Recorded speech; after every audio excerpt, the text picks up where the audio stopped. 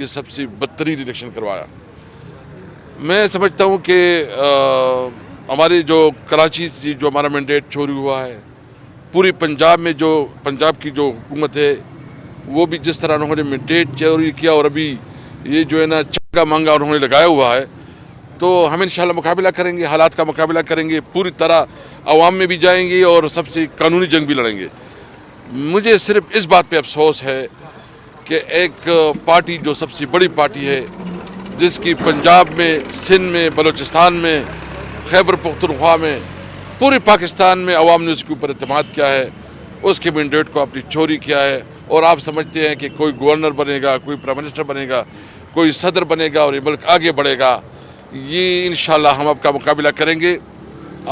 ہم نے چوری تو دیکھی ہے، آپ لوگوں کی دیگی کارنامے تو ہم نے دیکھے ہیں، لیکن ہم نے ووٹوں کی چوری سے حکومت بننے والی چیز نہیں دیکھی ہے. تو انشاءاللہ ہم یہ جو انہوں نے کل بندر بانٹ کی ہے، ہمیں امید ہے، اب بھی عدالتوں سے ہم توقع رکھ رہے ہیں. ہم نے پٹیشن داخل کی ہوئی ہیں، ہم جو ہے نا عدالتوں میں گئے ہوئے ہیں.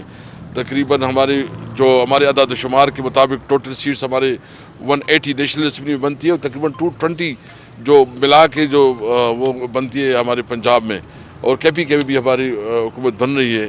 بلوچستان میں بھی اس طرح ہمارے جو مینڈیٹ اس کو چوری کیا گیا ہے.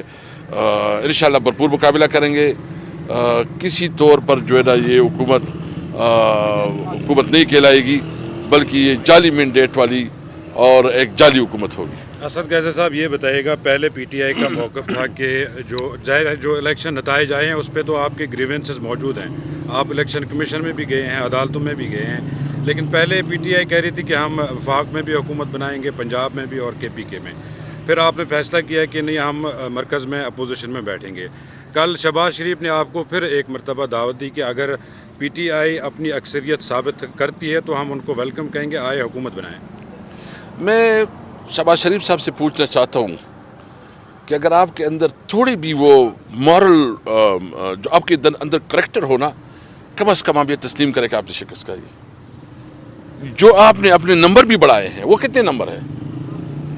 ایک کوئی 70 کے قریب، 70 72 73 جو نمبر ہے، وہ نمبر بھی اس لیول کی نہیں ہے کہ وہ پرائم منسٹر اس کے اوپر بنے. یعنی آپ اقلیت میں ہیں، آپ اکثریت میں نہیں ہیں. عوام نے آپ کو مینڈیٹ نہیں دیا ہے، اور جب عوام نے آپ کو مینڈیٹ نہیں دیا تو کس منہ سے آپ وزیر اعظم کہلائیں گے؟ آپ تھوڑا مورلٹی دکھائیں، تھوڑا یہ گریس دکھائیں کہ میں جو ہے نا اس حکومت میں نہیں بیٹھوں گا. ہم بنیں گے. دیکھیں، ہمارا تو فارم 45 ہے نا، یہ تو لیگل ڈاکومنٹس ہے. ابھی یہ کر رہے ہیں، کوشش کر رہے ہیں کہ کوئی جعلی فارم 45 بنا رہے ہیں اور ٹپے لگ رہے ہیں. ہمیں پتہ ہے سب کچھ ہو رہا ہے، لیکن اس کے باوجود جو فارم 45 ہے اس کے مطابق جو ہے نا، ہم نے تو سپریم کورٹ سے مطالبہ کیا تھا، اور اب بھی مطالبہ کر رہے ہیں کہ براہ کرم اس ملک پہ رحم کریں. آپ جو ہے نا، جو کمشنر نے اس دن جو انکشافات کیے ہیں، اس کے اوپر جو ہے نا جوڈیشل انکوائری بنائے، اور جو جس کا مینڈیٹ ہے اس کو اس کا مینڈیٹ دے. یہ ملک تک آگے بڑھ سکے گا. اگر آپ جعلی مینڈیٹ والے لوگوں کو، جس کو عوام نے مسترد کیا ہے، اس کو آپ بٹھائیں گے تو وہ کیسے ملک کے مسائل حل کر سکیں گے؟ اس ملک کی ضرورت اس میں ہے کہ ملک قانون اور آئین کے مطابق چلے. اچھا، آپ نے کمشنر راولپنڈی کے بیان کا تذکرہ کیا، اور آپ کی جو لیڈرشپ ہے وہ یہ کہہ رہی ہے کہ اب بھی پورے ملک سے 100 لوگ ایسے ہیں جنہوں نے پاکستان تحریک انصاف کی جو اس وقت قیادت ہے ان سے رابطہ کیا اور دھاندلی کے حوالے سے ان کو آگاہ کیا ہے. مزید بڑے نام بھی سامنے، کون سے ایسے نام ہیں جنہوں نے دھاندلی کے حوالے سے اعتراف بھی کیا، وہ سامنے آنے جا رہے ہیں؟ دیکھیں، اس وقت تو جو جرت کر رہے ہیں، جو بہادر ہے، آپ نے دیکھا وہ اسسٹنٹ کمشنر نے بھی ایک ویڈیو آپ کی نظر سے گزری ہوگی، اس نے بھی، اگر کوئی کسی کو نظر نہیں آتا اور کوئی جو ہے نا وہ آنکھیں بند کر لیتا ہے تو اس کا کیا کیا جا سکتا ہے؟ میں اس لیے عدلیہ سے مخاطب ہوں.